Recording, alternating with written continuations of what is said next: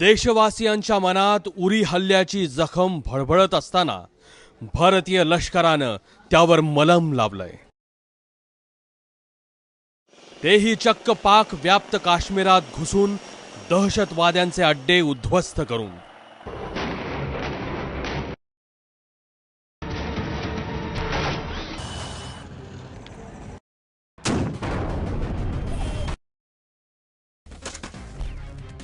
पाक व्याप्त काश्मीरातल्या भिंबर, केल, लिपा आणि हॉट स्प्रिंग यासह 7 अड्ड्यांवर पाकिस्तानी जवानांसह अनेक दहशतवादी दबा धरून बसल्याची खबर मिळाली।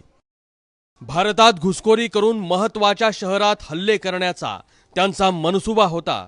मात्र रात्री 12:30 वाजता त्यांच्या या मनसुब्यांना भारतीय लष्करानं सुरुंग लावला।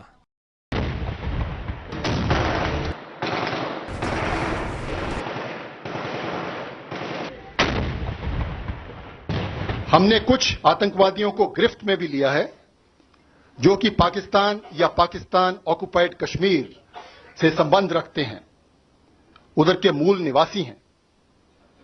पूछताछ के दौरान उन्होंने ये स्वीकार किया है कि उनको पाकिस्तान में प्रशिक्षण और हथियार दिए गए थे। इन घुसपैठ के प्रयासों और आतंकवादी हमलों के दौरान मिला सामान और सामग्री, जिसमें शामिल है ग्लोबल पोजीशनिंग सिस्टम, ये साफ जाहिर करते हैं कि उनके अंदर पाकिस्तानी चिन्ह हैं।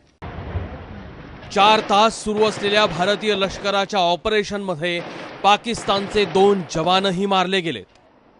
2004 पासून भारत आणि पाकिस्तानमध्ये शस्त्रसंधी होती। मात्र गेल्या काही महिन्यात पाकनं तब्बल 20 वेळा त्याचं उल्लंघन केलंय। पठाणकोट, पुंछ आणि उरीमध्ये दहशतवादी हल्ले केले। त्याला भारतीय लष्करानं आता चोख उत्तर दिलंय।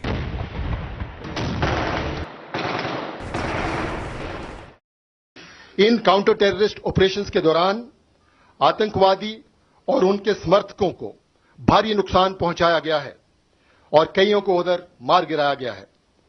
इन ऑपरेशंस को अब समाप्त कर दिया गया है, जिनका उद्देश्य केवल आतंकवादियों के खिलाफ कार्रवाई करना था। हमारा इन ऑपरेशंस को और समय तक जारी रखने का कोई इरादा नहीं है, लेकिन मैं ये यकीन दिलाना चाहता हूं कि भारतीय आर्म्ड फोर्सेस, सशस्त्र दल किसी भी कॉन्टिंजेंसी के लिए हर समय तैयार हैं। रात्री 12:30 नंतर या ऑपरेशनला खरी सुरुवात झाली, जेव्हा एलओसी क्रॉस केलं गेलं, लाईन ऑफ कंट्रोल ज्याला म्हणतात ते क्रॉस केलं आणि क्रॉस करून या 5 ठिकाणी 5 जे कॅम्प होते त्यांच्यावरती हल्ला केला गेला। त्याच्यामध्ये बरेचसे आतंकवादी मारले गेलेत। त्यांचा किती लोक मारले गेले त्याची माहिती मला वाटतं संध्याकाळपर्यंत मिळेल। पण पाकिस्तानच्या तर्फे सुद्धा 2 सैनिक मारले गेलेत हे पहिल्यांदी त्यांनी कबूल केलंय। आणि आज गेले 10-15 जवळजवळ 13 वर्ष युद्धबंदी सुरू होती एलओसी वरती। जरी पाकिस्तान सारखं फायरिंग करत होतं, सीज फायर व्हायोलेशन करत होतं, पण तिथे जाऊन त्यांना मारणं आणि ते जाहीर करणं हे एक पहिल्यांदाच झालं गेले 10 ते 12 वर्षात। उरीच्या हल्ल्यात ज्या अतिरेक्यांना कंठस्नान घातलं त्यांचे डीएनए भारतानं पाकला सोपवण्याची तयारी केली आहे। इतकंच नव्हे तर दहशतवाद्यांकडे मिळालेलं सामानही पाकिस्तानी असल्याचं समोर आलंय। या कॅम्पांची नेमकी माहिती भारतीय सैनिकांजवळ होती।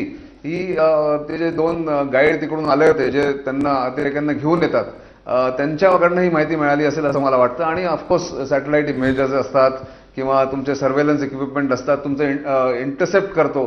जेव्हा सैनिक अतिरेकी आणि पाकिस्तानी सैनिकांमध्ये संवाद होतो फोनवरती किंवा मोबाईलवरती, तो इंटरसेप्ट केला जातो, त्याची माहिती त्याच्यातनं मिळते आणि मग ते लोकेशनची माहिती मिळते।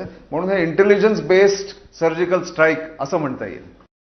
पाकच्या हल्ल्यानंतरही भारतानं संयम दाखवला, त्याचा चुकीचा अर्थ पाकिस्ताननं लावला। भारताच्या जवानांचं रक्त सांडलं, अनेक निष्पापांचे बळी घेतले, आंतरराष्ट्रीय पातळीवर उलट्या बोंबा सुरू केल्या। त्यामुळे बाप बाप होत आहे हे सांगण्याची गरज होती।